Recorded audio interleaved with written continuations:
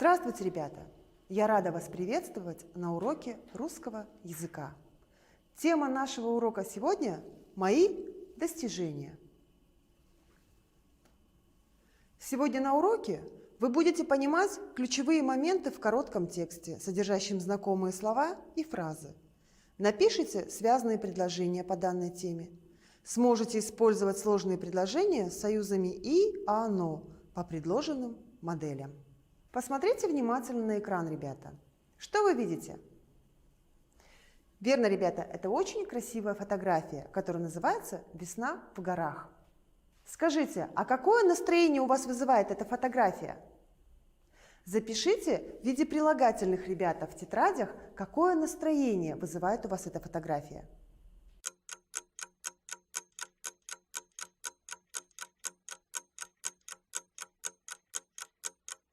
Проверьте себя. У меня получились вот такие прилагательные.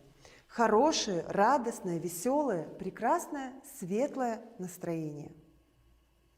Я думаю, многие из этих прилагательных есть и в ваших тетрадях. Хорошо, следующее задание. Назовите слова-предметы, изображенные на данной фотографии, то есть имена существительные, и запишите их в тетрадях.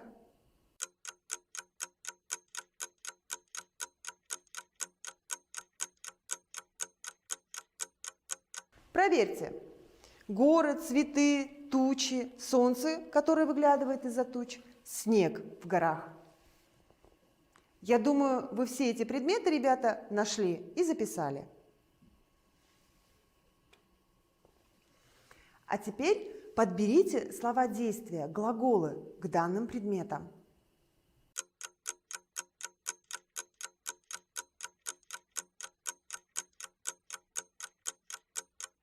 Посмотрите, что получилось у меня.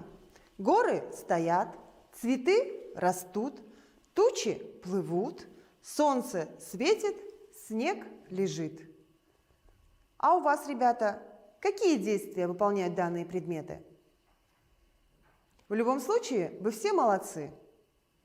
Хорошо, а напомните, пожалуйста, ребята, фотография к какому виду искусства относится?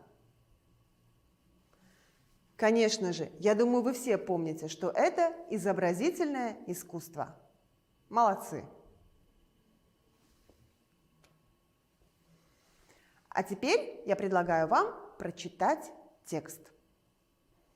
В горах. Хорошо весной в горах. На зеленых склонах пестреют ранние цветы. Они свои головки тянут к солнцу. Выпрямились пучки сухих трав. Вот из серых скал выползла туча. Посыпались колючий снег и град. Прошла туча, запылало солнце, запели птицы, цветы раскрылись. Весело зажужжали жуки и пчелы. Снег и град растаяли. Давайте ответим на вопросы к этому тексту. Первый вопрос. К какому жанру относится данный текст? Верно, ребята, это рассказ. Это какой вид искусства, ребята? Конечно же, рассказ относится к литературе. Чем похожи фотография и текст? Верно, и на фотографии, и в тексте речь идет о весне в горах. Цветы, снег, радостное настроение – это то, что объединяет и фотографию, и текст. Посмотрите на следующее задание. Вам нужно, ребята, дополнить предложение словами-признаками, то есть именами-прилагательными. Прочтите внимательно эти предложения и вставьте, как вы думаете, подходящие имена прилагательные.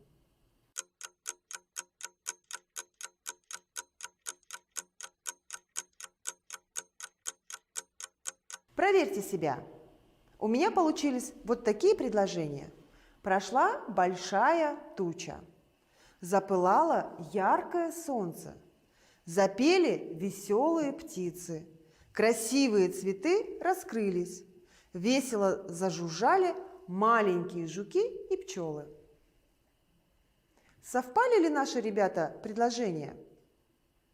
Я думаю, многие из них да. Молодцы! А сейчас давайте выполним небольшой тест.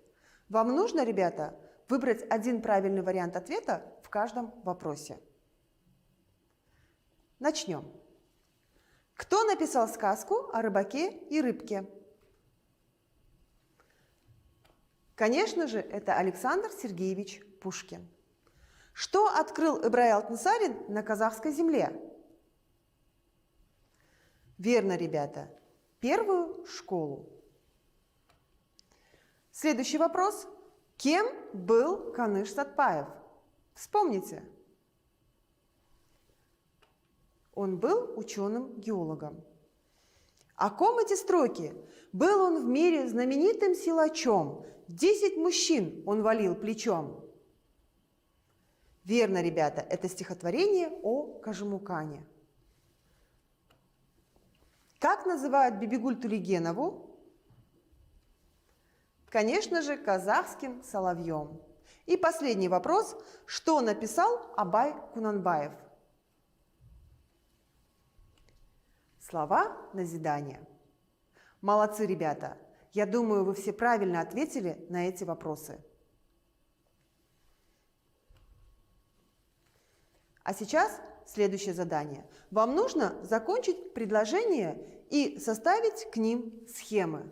Как вы уже поняли, конечно же, ребята, это будут сложные предложения с союзами «а» и «но».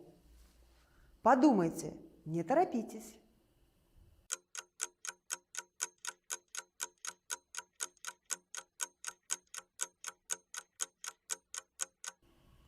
Проверьте себя. У меня получились вот такие предложения. Я прочитал сказку, а брат выучил стихотворение. И схема, ребята, конечно же, сложное предложение с союзом «а». Мне нравится рисовать, и моей сестре тоже нравится рисовать. Здесь сложное предложение с союзом «и». И последнее предложение. Музыку можно услышать в природе, но только нужно уметь слушать. И здесь мы видим схему сложного предложения с союзом «но». Я думаю, многие из вас справились с этим заданием. Молодцы, ребята!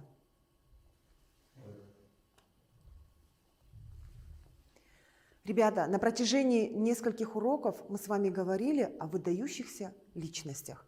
Я предлагаю вам сейчас сыграть в игру «Чем я богат?». Перед вами две шкатулки. В первой шкатулке драгоценности, деньги. Это все богатство. А зачем, ребята, все люди пытаются накопить такие богатства? Где они могут их использовать? А здесь, ребята, пустая шкатулка. Как вы думаете, чем мы ее можем наполнить? Я предлагаю вам, ребята, положить в эту шкатулку положительные черты характера, которые должны быть у выдающейся личности.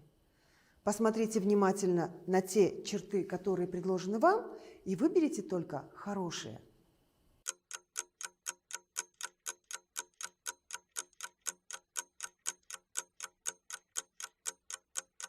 Проверьте себя.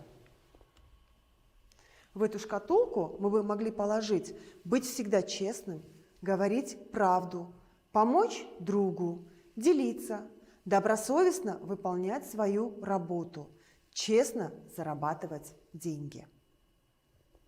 Именно эти, ребята, качества мы с вами сложили в нашу пустую шкатулку. И ведь это, ребята, тоже богатство. Только это богатство сердца, духовные богатства.